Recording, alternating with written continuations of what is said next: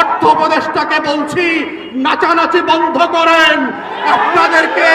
আপনাদেরকে আমরা যেভাবে দয়া করে চেয়ারে বসেছি, আবার দয়া উচ্চ করে চেয়ার থেকে নামায়া দিতে পারবো।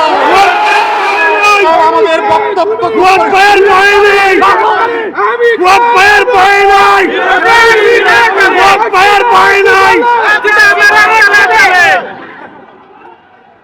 আমরা খুব পরিষ্কার করে অন্তর্বর্তীকালীন সরকারকে বলছি, যেটা বারবার করে বলেছি, ৩৩ লক্ষ পরিবার এবং বিনিয়োগকারীর পক্ষ থেকে আপনারা অবিলম্বে একটা স্বাধীন তদন্ত কমিশন করবেন। চোর ডাকাতদেরকে আত্মীয়তার সম্পর্কের ভিত্তিতে না, চুরির ভিত্তিতে জেলে পাঠাতে হবে, ডাকাতির ভিত্তিতে জেলে পাঠাতে হবে, দুদকের মামলার ভিত্তিতে জেলে পাঠাতে হবে, শত শত হাজার হাজার কোটি টাকা লুটপাটের ভিত্তিতে এই রাশেদ মাকসুদকে জেলে পাঠাতে হবে। শুধু রাশেদ মাকসুদ না, এর আগের যে চেয়ারম্যান পুঁজিবাজারকে লুটপাট করে শেষ করে দিয়ে গেছে, যার লুটপাটের প্রপার্টির লেনদেনের বক্তব্য, সিঙ্গাপুরে টাকা পাচারের ঘটনা পৃথিবীর বিভিন্ন গণমাধ্যমে প্রকাশিত হয়েছে, তাকে এখন পর্যন্ত আপনারা গ্রেফতার করেন নাই। তিনি নাকি আপনাদের কোন কোন উপদেষ্টার শাশুড়ি লাগেন, বউ লাগেন, দেবরের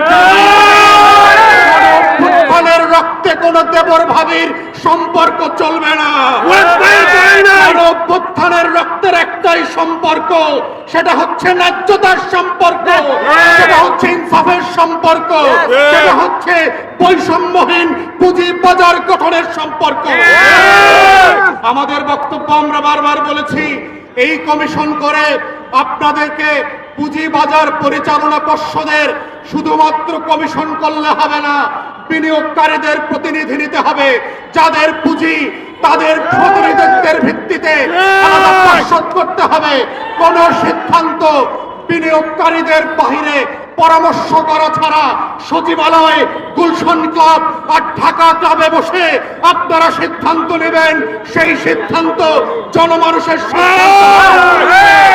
তাই এই সিদ্ধান্তের প্রত্যেকটা স্তরে স্তরে পুঁজিবাজারে যারা বিনিয়োগকারী ভাই বোনরা আছেন তাদের সাথে গণশুনানি করতে হবে। এই কমিশনকে পদচ্যুত করে নতুন যে কমিশন প্রস্তাব করবেন, সেই কমিশনের সদস্যদের ব্যাপারে এই পুঁজিবাজারের বিনিয়োগকারীদের পরামর্শ নিতে হবে।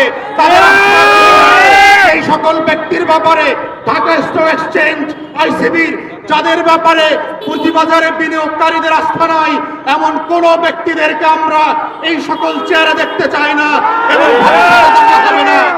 যদি আপনারা সত্যিই পুঁজিবাজার সংস্কার টাস্কফোর্স করে থাকেন, এই টাস্কফোর্সে পাটপাটদের নাম দেখতে পাচ্ছি কেন?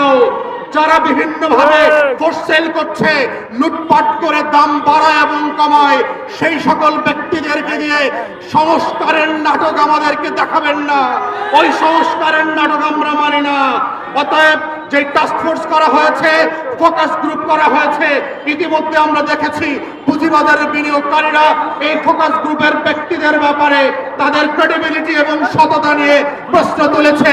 এমন লোকদেরকে কোনোভাবেই আমরা এই টাস্কফোর্সে আর ফোকাস গ্রুপে দেখতে চাই না। আমরা নতুন আস্থাবান সদস্য চাই, যাদের ভিত্তিতে, যাদের পরামর্শে, যাদেরকে পদস্থ করলে পরে পুঁজিবাজারে লক্ষ লক্ষ বিনিয়োগকারীরা আবার ঘুরে দাঁড়াবে, আবার এখানে প্রফিট করতে পারবে, জীবনের শারীরিক মানসিক বঞ্চনা থেকে তারা রেহাই পাবে। তেমন পুঁজিবাজার গঠনের আহ্বান জানিয়ে আমার বক্তব্য এখানে শেষ করছি। সবাইকে অসংখ্য ধন্যবাদ।